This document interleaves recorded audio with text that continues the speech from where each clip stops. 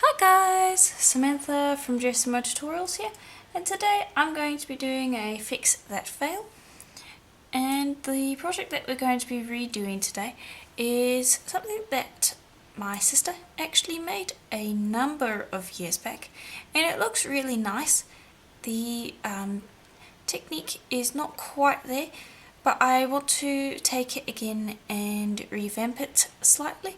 It's not going to be exactly the same. We're not going to be doing the sculpting. We're going to be trying it out with different techniques, but the idea is there.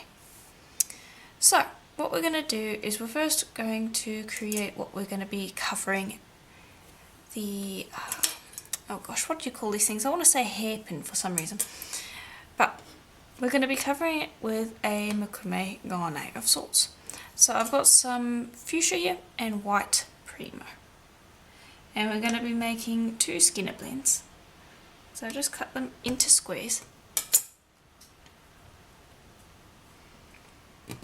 And just put them together like you normally would any other skinner blend. And create your blend.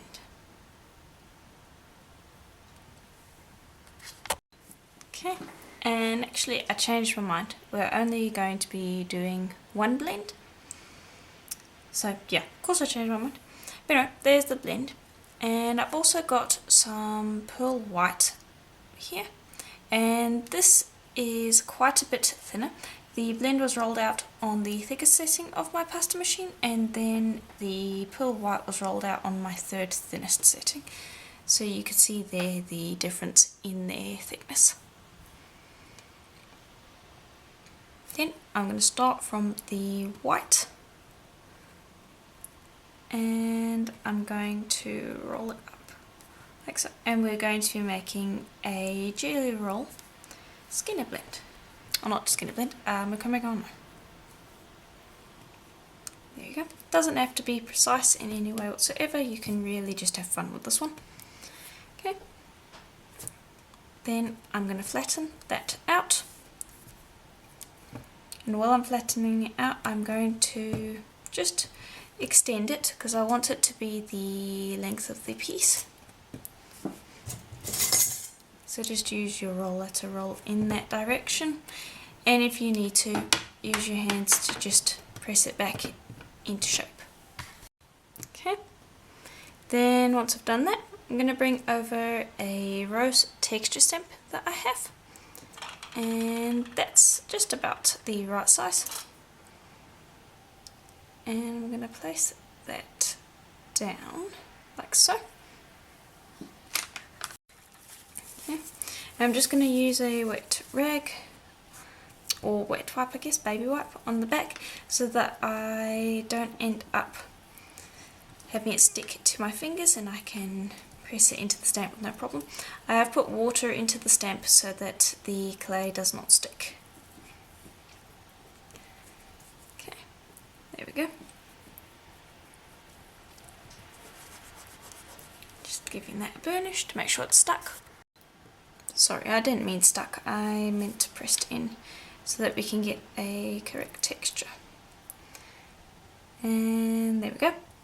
Put that away. Dry a piece of clay.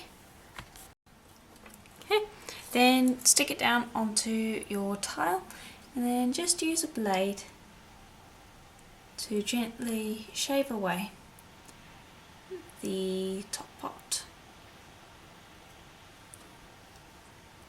like so.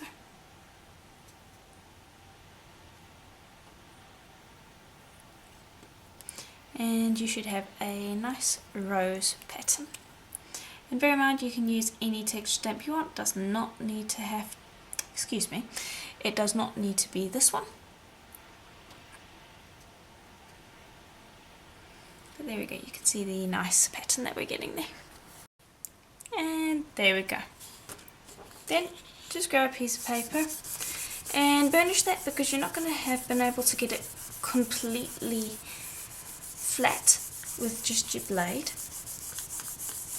And the paper is what is going to give you a completely smooth, professional finish. There we go. And it's just plain printing paper. Okay, and I'll just hold that up to show you.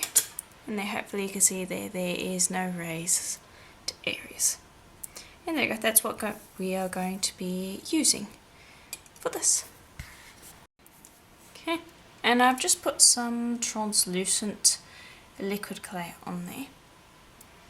And then I am going to try to center this. It might be a little tricky, but just bear with me for a moment while I get that on. And that should have it mostly centered. And the liquid clay is going to help it stick to the surface.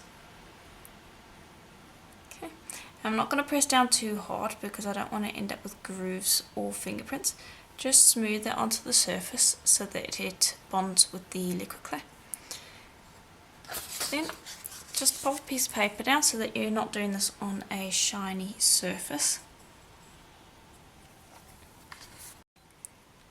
And then use a blade. I'm going to start on the edges and just trim around the same way you would if you're making a bangle. And we can smooth it off in a second. It's not going to be completely clean right this second. But there we go. And you're going to have a nice edge to that as well.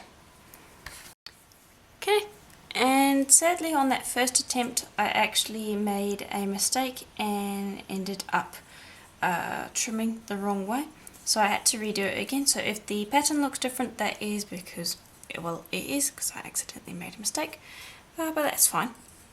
So you can leave it exactly as it is or if you want to, or you can do what I'm going to do, and I'm just going to take this little cherry blossom mold that I've got here, and I'm going to put one flower on one end so that we end up just having a little bit of dimension to this piece.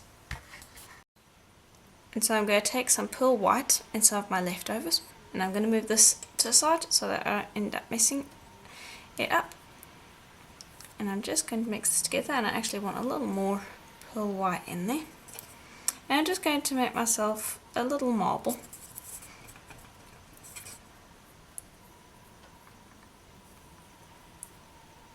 Okay, roll that together, and this is what I'm going to make my flower from. Okay, and I don't want too much clay. I think I have too much there. And I'm going to press it into the mold. This is completely optional. You can also use any mold that you want to. Just make sure it's not too big for your piece. And the techniques that I'm showing today don't have to be used for a hair piece. You can use it for earrings, pendants, bracelets, just about anything you want. You can see there how the flower's going to come out. Just going to press that in, and then of course shave off the excess.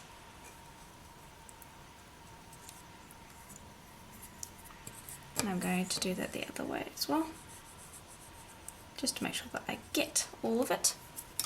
And then I will just use this to press that back down into the mold and just smooth it out and give the back a nice even texture so that it can stick to the clay that's already on. Okay, there we go. Then all that's left is to demold it.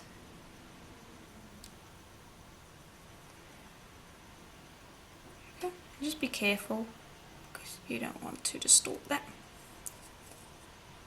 Okay, place that down, and then we can put it onto our piece. Okay, then we're just going to stick it onto our piece, and I'm going to try to use this to hold it so that I don't introduce fingerprints. There we go.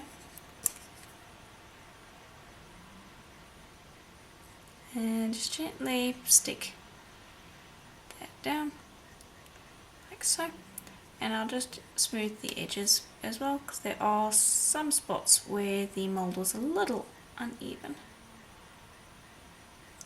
There we go.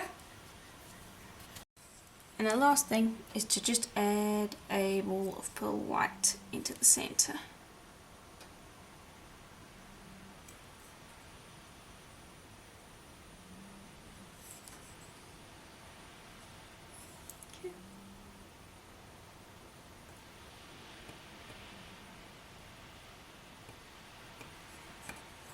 we go. Okay. Then I'm going to put that into the oven for a full hour at Primo's recommended temperature, and then we can give it a light sand and varnish it. Also, I put a little pink dot in the pearl white because I thought that looked nice. Okay, and here it is. So once I had it out the oven, I just gave it a quick sand, and then I have polished it, or varnished it I guess, with a layer of water-based Barrette gloss varnish. And also I thought before I put it in the oven, I just added these little dots of clay, because if I bring over another one you can see that we have these little holes, and that will help secure it, because otherwise it was going to pop off.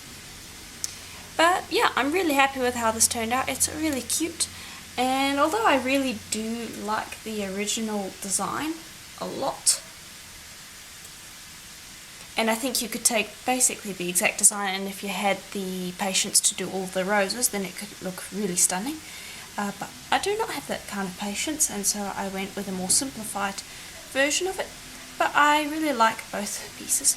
Let me know what you think in the comments, and if you'll give this one a try as well, if you happen to know how to sculpt roses. But again, let me know in the comments below what you thought of this. If you liked the video, please do leave a like and subscribe. Over 90% of you are not subscribed, so if you want notifications for the videos that I put out, that is a great way to get them. Just remember to ring the bell when you press the subscription button. And as always, I will see you in the next video. Bye for now.